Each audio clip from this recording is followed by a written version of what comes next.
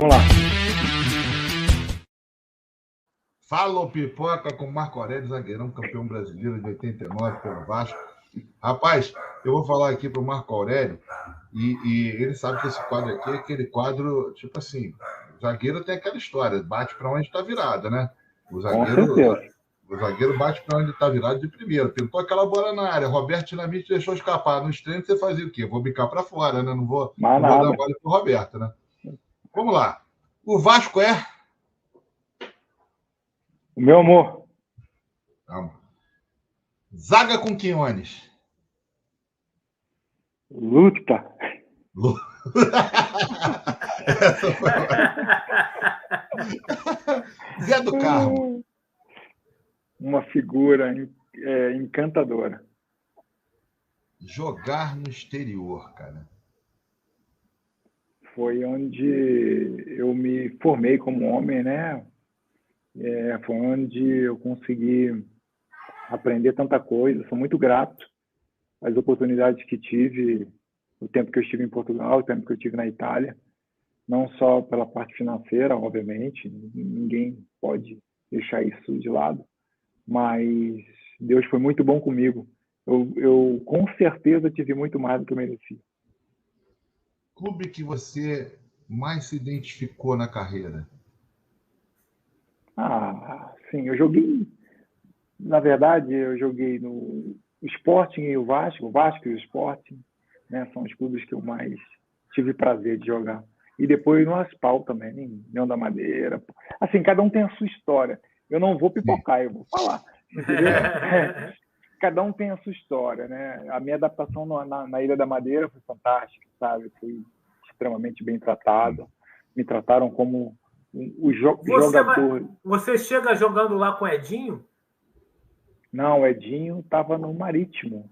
No Marítimo. Eu estava no União, entendeu? Então, União foi importantíssimo.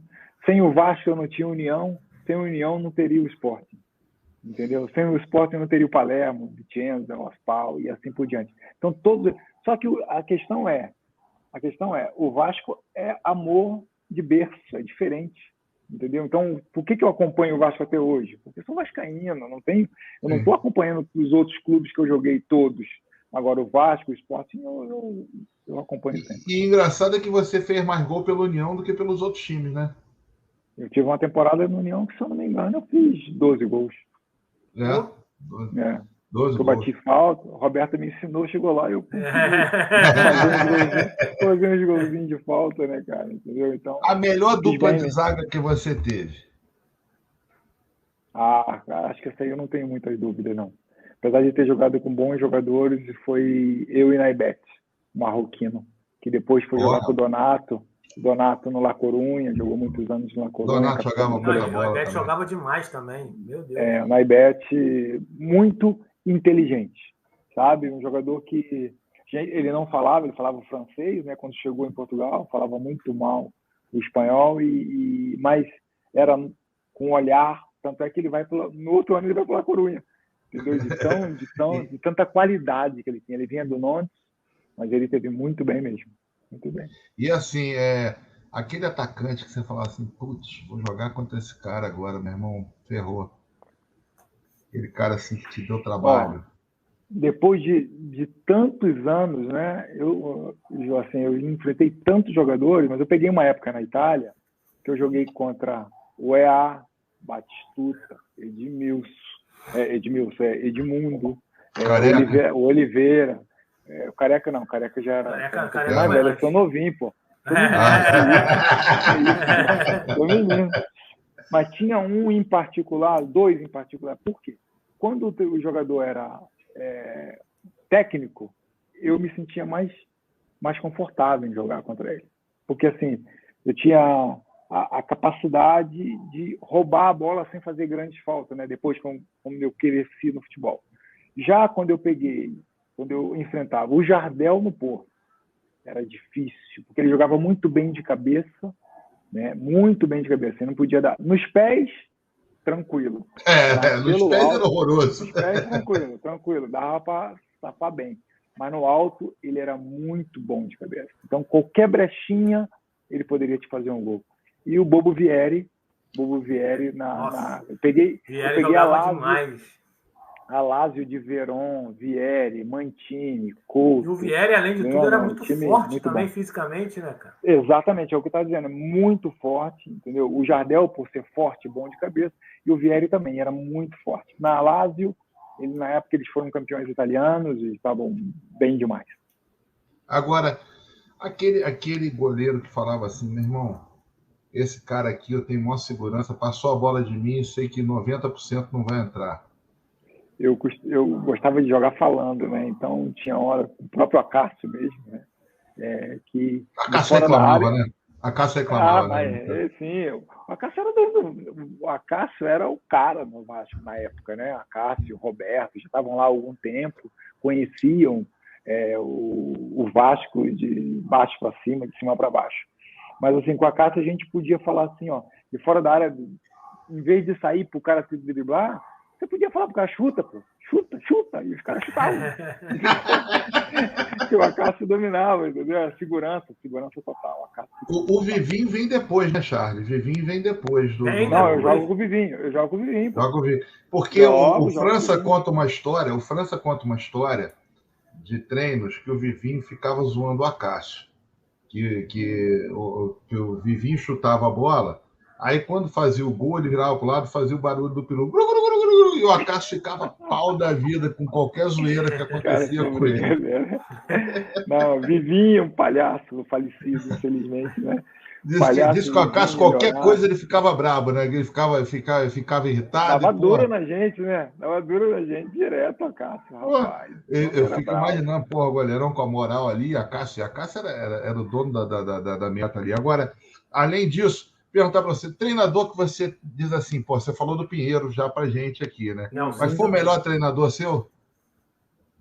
Ah, não. Assim, se eu tiver de escolher um treinador, talvez eu escolheria um outro, porque... pode ser um estrangeiro e um brasileiro. Vamos para ficar mais fácil. Então, estrangeiro brasileiro eu não tive muitos, né? Porque eu não joguei assim tantos anos aqui. Então, o seu Nelson, com certeza, é o seu Nelson. E em português tinha um lá na Itália. Eu cheguei na Itália aos 32 eu sou vendido para a Itália, no Vicenza, e jogo até os 38. Nesse meu percurso, eu tenho um treinador chamado Zecchini, que era um ex-zagueiro do Milan. E ali eu entendi, falei assim, rapaz, eu aprendi a jogar bola. Aí eu comecei, falei, aos 30 e tal anos, sabe? Caramba. Eu comecei a ter uma leitura diferente de futebol, de como se defende alto, de como se vai para trás, como tem que se ir para trás, sabe? Ele me deu aulas nos treinos, coisas que eu nunca tinha ouvido. Parece mentira. Depois um cara com 34 anos chegar e falar que o cara te deu uma aula, eu falei, eu nunca tinha ouvido isso. Mas por que, professor? E ele falava, faz assim, sabe?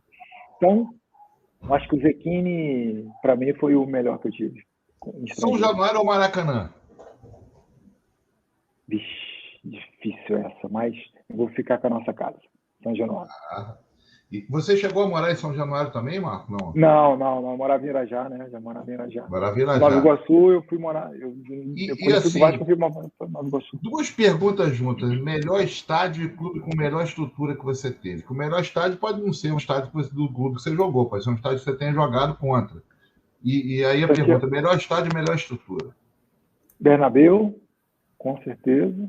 Fiz a minha primeira partida internacional na Copa UEFA de 94 foi contra o Real Madrid. Entendeu? Nós jogamos Real Madrid Sporting. Dá aquele frio na barriga? Dá aquele frio na barriga? Rapaz, né? Quando você chega Laudrup, Zamorano, Laudrup, Mitchell, uma galera... Fraco time. Foi fraco, time. Imagina o treinador, hoje vocês vão ter que marcar esse ataque aqui. Segura essa besteirinha aí, né? Segura isso aí. A escalação dos caras saiu. É isso aí. E aí, quando você sai de um jogo desse grande, meu irmão, imagino também como é que você fica, né?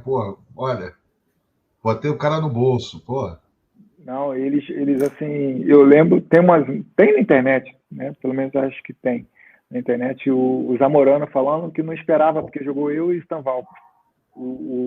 É um holandês, o amigo do Romário, que vem no Brasil de vez em quando, que jogou com o Romário no PSV. Jogamos nós os dois, e ele falava, o Zamorano na entrevista final fala, eu não esperava, né? Eu não os conhecia, não esperava. O Valcos ele conhecia, não conhecia era mim, né? Mas conheceu depois, conheceu. Prazer. Depois, muito e prazer. a melhor estrutura que você teve de time aí? O que você acha que foi? Qual deles aí, desses que você jogou? Eu acho que centro de treinamento bom, porque o Sporting, o centro de treinamento atual eu não pego, né? Vem depois de mim. Sim. Então eu acho que já na Itália, eu acho que o do Paulo agora era bom. Já era, não era top, porque veja, quando eu jogo no Palermo, o Palermo não tem a estrutura que tem hoje, o Vicenza não tinha a estrutura que tem hoje, porque, né, naquela época, eu cheguei em Portugal, os campos eram pelados, a gente chama campo pelado, né, campo careca. Tinha ainda campo de treinos careca na Ilha da Madeira. Você sofreu com a adaptação linguística lá? Teve conta aí um caos aí de alguma coisa. Rapaz, assim, tem vários causos, né? Vários causos, né? Porque quando você vai jogar uma partida nos Açores, na televisão açoriana, tem a legenda por embaixo. Se você for entrevistar um açoriano, um jornal, um telejornal, você vai entrevistar, eles botam legenda, porque os caras não entendem o que eles falam. Eu lembro que quando nós chegamos, eu e minha esposa chegamos na Madeira, as pessoas falavam com ela e ela olhava na minha cara, né? Falava assim, o que eles estão falando? Quer dizer, como se a gente não estivesse no estrangeiro, e não estava. Porque o jeito do madeirense falar, madeirense fala mesmo um sotaque completamente diferente. Mas é uma ilha maravilhosa. Não é da família, fica tranquilo que é da família. Se você precisar de qualquer coisa, a família Madeira manda tudo lá. Fica tranquilo. Agora, a emoção de ser campeão pelo clube que você torce. Então, isso aí isso até emociona, porque assim, é o que eu te falei, se fosse, você é campeão, né, já ganhei outras coisas, mas assim, tem um valor? Claro que tem. Só um detalhe, tá? Eu tinha 18 anos, eu estava lá, tá? Eu estava lá nesse dia, lá naquela. Apanhamos que foi uma coisa para entrar no estádio. Você já tinha 18 de profissão, Leandro. Você já fazia ponta na rádio, pô. Não tem enganar quem, cara. Tava lá nesse dia, Foi o Sorato comemorando em frente a gente. Exato, naquele canto aqui do lado direito, a gente estava lá do lado direito, e eu vejo um cara na arquibancada, incrível. Eu nunca, assim, nós trocamos olhares, velho. Você vai falar, não é possível, no meio daquela galera, era um rapaz que trabalhava no Vasco, no almoxerifado do Vasco. Caramba. Eu esqueço o nome dele. Ele trabalhava no almoxerifado. Ele me olhou, nós fizemos um sinal um pro outro, cara, no meio daquela confusão que a gente estava, quando nós começamos com a taça, né? Comemorar o Gelé estava lá também, aqui. O Gelé estava lá também, falando a Força Jovem. Eu lembro muito bem, cara. E assim, lembro que foi dificuldade para entrar no estádio, foi uma brigalhada, meu irmão, deu uma confusão. E assim, para não ter, que lá o pessoal de São Paulo é meio bairrista até hoje com o pessoal do Rio, né? E assim, até tocando nisso, fechando aqui o Fala Pipoca. Marco, naquela época, você jogou na Itália, você jogou em Portugal. A galera de lá e jogou contra times da Espanha. Havia muito racismo, Marco? Sim, sempre houve. Sempre houve racismo. Sempre. Eu joguei 20 anos na Europa e sempre passei por racismo. Veja bem, o racismo é uma coisa estrutural. Não adianta, a sociedade é racista. Infelizmente. Sim. Agora, por isso a gente tem que ser revoltado, por isso eu tenho que brigar. Não. Agora, todos nós temos que entender que há o racismo estrutural. Acabou. Sim. Eu sou presidente de um clube hoje. Entendeu? Hoje eu sou presidente de um clube. Eu trabalho aqui, eu sou presidente do clube da cidade onde eu vivo, aqui em Lins, né? Eu vivo aqui no interior de São Paulo e eu sou presidente do clube. Linense? Linense, exatamente. Que já jogou várias vezes no campeonato, ficou quase 10 anos na primeira divisão. Também. Vermelho e branca, exato. Exatamente. E é só futebol, Marco? É Aliás, só futebol? se quiser mandar uma autografada para a gente aqui, fica à vontade, não tem problema nenhum. Eu, como colecionador, eu vou ficar muito agradecido. Vou mandar para o programa aí para vocês aí, você. Eu acho belíssimo. O Linense é só futebol ou não? Não. Só futebol. É clube social futebol. Também? Tem outros esportes? Não. Só não, futebol. Tá na A2, o Marco? A2. Esse ano nós disputamos A2. A eleição minha foi final de 2022. Tenho 2 anos de mandato, né? Saí em 24. Estou reestruturando o futebol hoje, para se fazer futebol, tem que ter uma estrutura e dinheiro, né, Marco? Outros tempos, né, cara?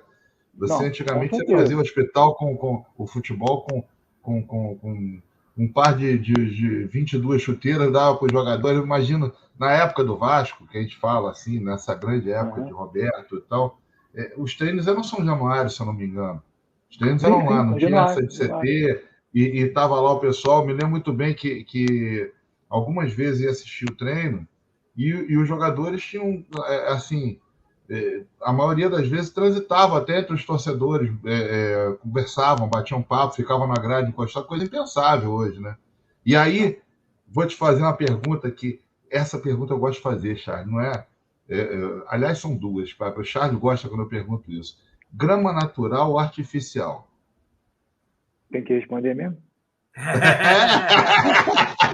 Aí, Charlie, tá vendo?